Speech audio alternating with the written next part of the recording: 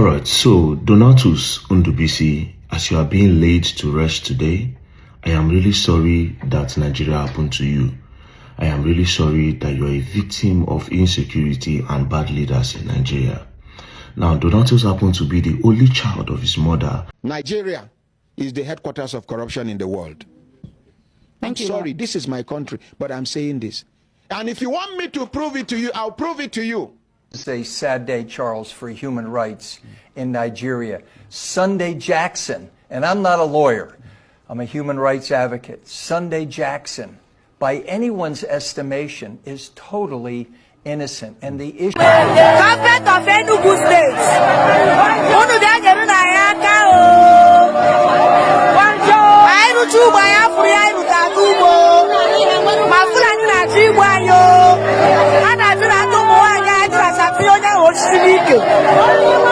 Hello everybody, welcome back to Plan B TV News Gist and Blog. Today's video, we're going to unveil to you guys the insecurity, the corruption, and the injustice in Nigeria. I stumbled across this particular video of reading him on how he narrated the injustice in Nigeria as well with the corruption, but it's a compilation of a different story. First, I want you guys to watch is this particular video of how Nigerian police collide with a ritualist to buy somebody and harvest that person's organ and cover that case up because the parents of this particular guy has nobody to fight for them. I want you guys to watch this video. We'll be right back to tell you other stories of police brutality, police corruption, and the injustice in our system. And I want you guys to watch. We'll be right back. Alright, so this video may contain some image and some graphics that some people may find offensive, so viewer discretion is advised. Furthermore, to the first PRO, anytime I post a video where I mention your name, some people on some high level usually call me to say you complain to them that I'm disrespecting you. I would like to apologize because in this particular video, I would need answers from you. And I want to believe that after this video, a lot of well-meaning Nigerians will also need answers as to what happened in this case. Now, the person on my screen, his name is Olatunji Abdulkadir Jimo. Olatunji Abdulkadir Jimo was leaving his house on the 20th of December, according to the story. He was leaving his house on the 20th of December when the police arrested him. They arrested him and they took him to the station. When he got to the station, they told him that one Mr. Gabriel Sunday in Olam Farm, Ofa Road, Kwara State, that the man reported him that he was owing Mr. Sunday 220,000 naira. And he's not going to leave the police station if he does not pay that 220,000 naira. So immediately he reached out to his mother who sells chicken. So I called the mother and said, oh, the police arrested me because I'm owing one Mr. Sunday. Please, we need money. If not, I will not live here. So the mother ran to the station after her business. She ran to the station and she told them, oh, the only money we have here from my business is 175,000 naira. So she brought the money and gave it to the police. The police said, no, if the money is not complete, he is not going to live there. Coincidentally, his younger sister just collected her jaw. She collected 350,000 naira from her jaw. So she also came to the station and said, okay, we have the complete money. Take 220,000 naira and let Olatunji go home with us. The police refused. They said the complainant is not around, that is in Ibadan. So they said, even if the complainant is not around, the money is here. The reason why this guy was brought to the station is because he's owing. Now, this is the debt. All you have to do is to let him go. Hold on to this money. Let him go. Tomorrow we come back. Then we settle the case. The police still insisted that they will lock him up. After pleading with the police, they found out that the police were adamant to make sure the guy stayed there. They wanted him to stay there. So it was clear to them that they just wanted Olatunji. They want to punish him. And they want to make sure that Olatunji will sleep in detention. So pleading, it didn't work. So they agreed that they will come back the next day in the morning. They left. When they got home, towards around 2 a.m., according to the sister, she started receiving calls from the police station. They kept on calling her. She is a nursing mother, but she picked. They said, oh, come and carry your brother. She said, come and carry my brother. We just left the station barely 6 hours ago. We were begging you guys that release him to us. We came with the money. You refused to release him. Now you are calling me by 2 a.m. I am a nursing mother. I can't come. Good night. Tomorrow morning, I'll see you. She told her mother, she told the friends and said, this is what police just called me, and they said, oh, don't worry, sleep. Tomorrow we go. They went there the next day at 7 a.m. They tried to see Olatunji. The police refused them from seeing Olatunji. Until 8 a.m. when the police accepted that they could see Olatunji in Kwara State Police Command. They entered, they noticed that the station, the cell where Olatunji was the previous day, that cell, there was blood on the spot where Olatunji was sitting before they left. So they asked police, where's Olatunji and why is there blood on the ground? Police said Olatunji hung himself. That was when the wahala started. Olatunji hung himself how? We just left Olatunji barely 24 hours ago, not even up to 15 hours ago. He was hell and hearty with you guys. We were begging that you should let him come with us. You refused, even after we gave you the money you claim is owing. Now you are telling us that Olatunji hung himself? Where is the body? Let's see Olatunji. Police said the body is in the mortuary. Olatunji hung himself. You didn't stop there. You now want to go and deposit Olatunji's body in the mortuary without telling us his family.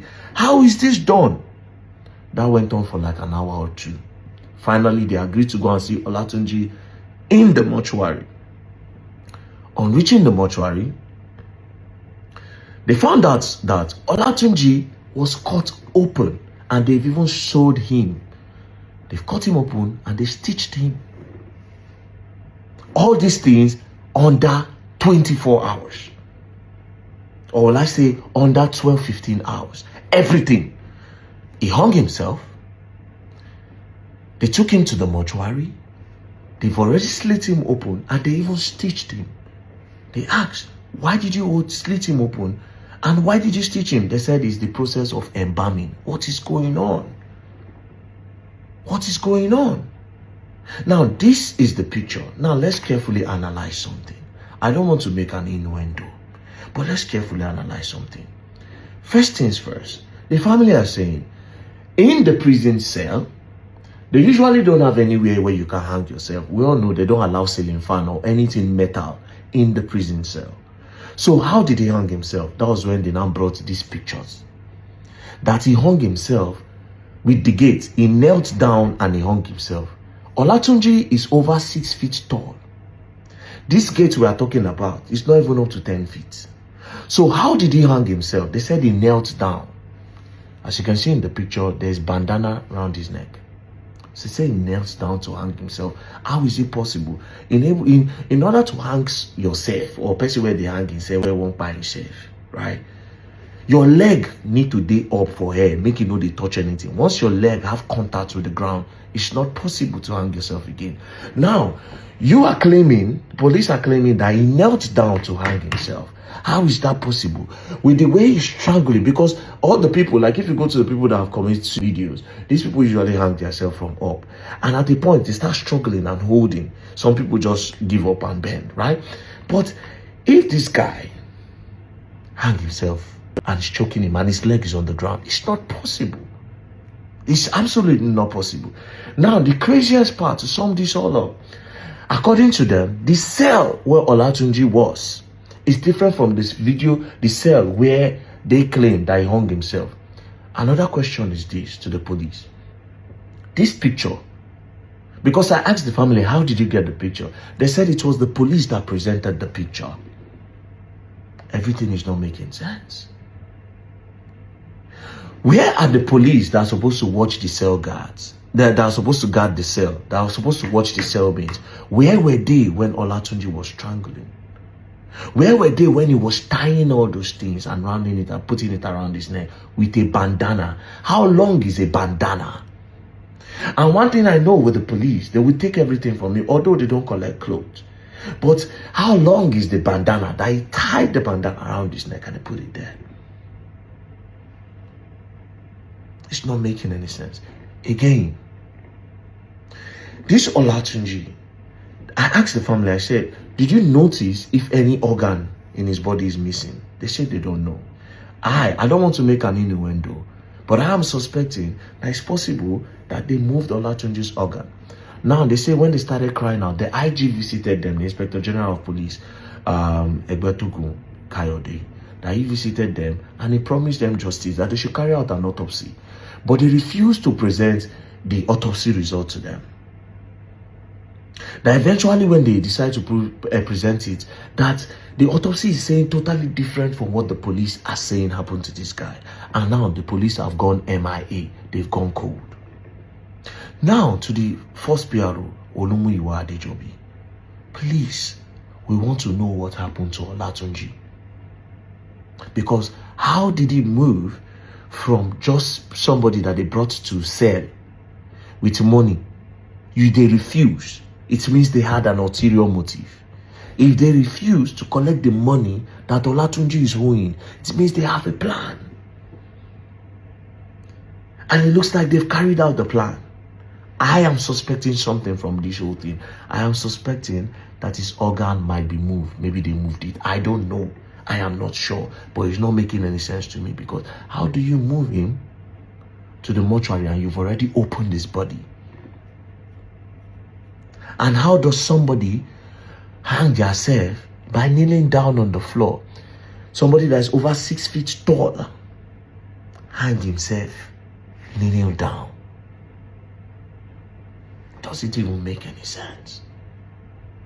What is the purpose of the police in the society? Is to settle disputes and to catch criminals, but the police can serve as people that settle disputes. The major reason why this guy was arrested is because he owed money. They brought the money. Why didn't you let him go? What was the point of keeping him there? Is this why you kept him there? The family of Olatunji are asking for justice for Olatunji. And I am also asking for justice for Olatunji. To the first PRO, Olumuyiwa Adejobi. Please, what happened to Olatunji in the Kwara State Police Command? What happened to Olatunji? The IG of Police, you've gone there. Please tell your boys to tell us what happened to Olatunji. Because this can happen to anyone.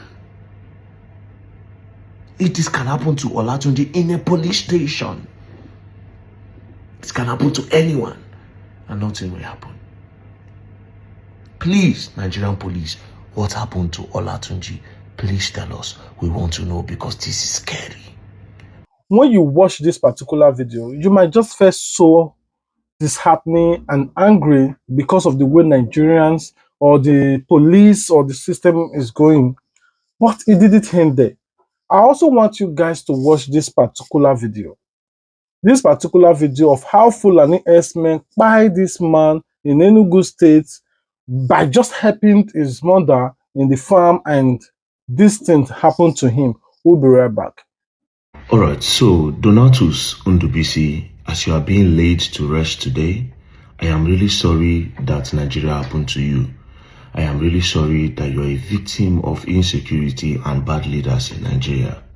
Now, Donatus happened to be the only child of his mother, and he was shot allegedly on the 28th of February 2025, allegedly by Fulani herdsmen while he was assisting his mother in the cassava farm in a village called Amofia Umuhu, Eha Amufu in Enugu State. Now, for the past how many days now, women in Enugu State have been protesting, and this is one of the reasons why they are protesting, because they are being killed in Enugu State. They are being killed. They complain that their girls are being forcefully entered by these Fulani herdsmen that have stormed their state. They can no longer go to farms and they don't have food to eat. They have been crying for days. So today, one of the victims that was affected by this attack, allegedly by the Fulani herdsmen, have been laid to rest. A young boy of 29 years old in the university. Like I said, the only son of his mother.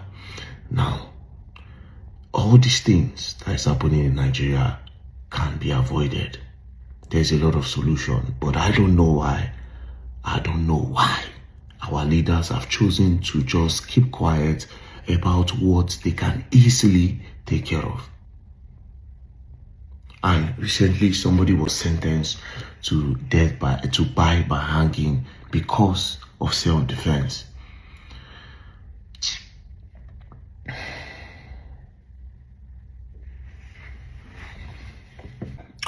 All I can say is rest in peace, bro. Rest in peace. Now, you have watched the video. Up to now, no arrest. No arrest. Fulani person by this man. No arrests have been made. And this whole case is swept under the carpet. Only VDM is talking about it right now. Though Enugu's women are on the streets, crying out in the streets now, asking the government to increase the security and all of that. But just chill. You might also thought, okay, normally it happen everywhere. But I want you guys to watch the flip of the table. That this man who defended himself by buying a Fulani man that was trying to buy him, and how the Nigerian police carry out this whole case. I want you guys to watch it. All right, so I just read on the news that the Supreme Court have sentenced one Mr. Sunday, a farmer in Adamawa State, to buy. Now, the reason for the sentencing is because he buy one Fulani herdsman that was trying to attack him. The Fulani herdsman came with a knife to attack him, and in self-defense, they fought, and he can't buy the Fulani herdsman. Now, they've sentenced him to buy. Now, I have just one question for the Nigerian government, right? When are you going to stop using the people to play politics? When? Since this Fulani herdsman started, it has claimed the lives of a lot of people. Just a few days ago, hundreds of women came out from Isu's, the local government of Enugu, to protest that the buying of their people in the farm, the buying of their husband, that they even do force these Fulani herdsmen allegedly doing forceful entry on their girls. Sometimes the girls come back, they don't chook stick inside in the girls' V area. They came to protest massively. Fulani herdsmen have claimed the lives, Fulani herdsmen attack, allegedly, have claimed the lives of a lot of people in Benue State that I know of. Here and there, attack Fulani herdsmen here and there. The government have not been able to do anything. Now, this particular guy had to stand up for himself. Because, of course, the security of the country is not tight enough. The question is, when is the government going to stop using the people for politics? Because I see these things as politics. I don't know what they try to gain with the amount of people where they buy. I don't know. 24th, 25th, 26th, there was an attack in Bokos. Or December, see how many people buy for there. So if this guy did this thing on self-defense, come on, and you're sentencing. So basically, you people don't want people to fight for themselves. And there's no security. Una no want make people fight. Una still no give us security. If you people don't know about this Fulani herdsmen, if we don't stop scenes, if una no they are aware of them, if we don't stop scenes, it's obvious that somebody is funding them. Somebody very rich is funding this whole thing. Track these people down. Now, the one where decide to fight for himself now, they don't go carry and go now. They don't pass judgment. So that means now carry now buy him. Sentenced to buy. Because he decided to defend himself. Because he was strong enough to defend himself. If you know just strong enough now, that guy will attack her with knife or shoot him. And that's the end. May God help that country. But the Nigerian politicians, I'm begging, when are you people going to stop using the people as collateral damage for your politics? Because there's nothing anybody wants to tell me. This so Fulani thing is politics. For how many years? I said they don't enter Enugu. Enugu women, they cry now. As they talk, they cry. They don't feel go their farm. Nobody's saying anything about those Enugu women now. Nobody's saying anything that is happening, talking about what's happening in Enugu State. It's a problem. So tomorrow now, if those people for Enugu State now start to defend themselves, now come they arrest them for now sentence them to buy because they fight for themselves. You don't want to fight for the people and the people cannot fight for themselves. Then it's a setup. It's a setup. Barrister Emmanuel and I have been working for a number of years here in Nigeria on human rights issues, and this is a sad day, Charles, for human rights in Nigeria. Sunday Jackson, and I'm not a lawyer, I'm a human rights advocate. Sunday Jackson, by anyone's estimation, is totally innocent. And the issue where this man was out farming, minding his own business, and then the attacker came and a struggle ensued. And of course, this man is going to defend himself. That's why we call it self-defense. And yet today, we were at the Nigerian Supreme Court, and it was very brief. It was only about maybe 2 minutes long. And we just wept at the failure of the Nigerian Supreme Court to say that this man, and they had the opportunity to say this man was totally innocent. We haven't seen all the ins and outs of the decision, but we had the opportunity to meet this humble farmer, this young man who unfortunately his wife abandoned him, had been on death row for 10 years. So Sunday Jackson has now become an international case for human rights. Yes, and because so we're going to continue to advocate. I was going for to him. ask you what are the international dimensions of this case? Well, the international dimensions are Open Doors, which is a human rights organization, has recounted that there have been thousands of killings of Christians by Fulanis. And so as a human rights advocate and as a pastor, I'm here to advocate for this man who is totally innocent. So it has international implications. The eyes of human rights advocates are now on Nigeria. Like, how could this happen? How could this possibly happen?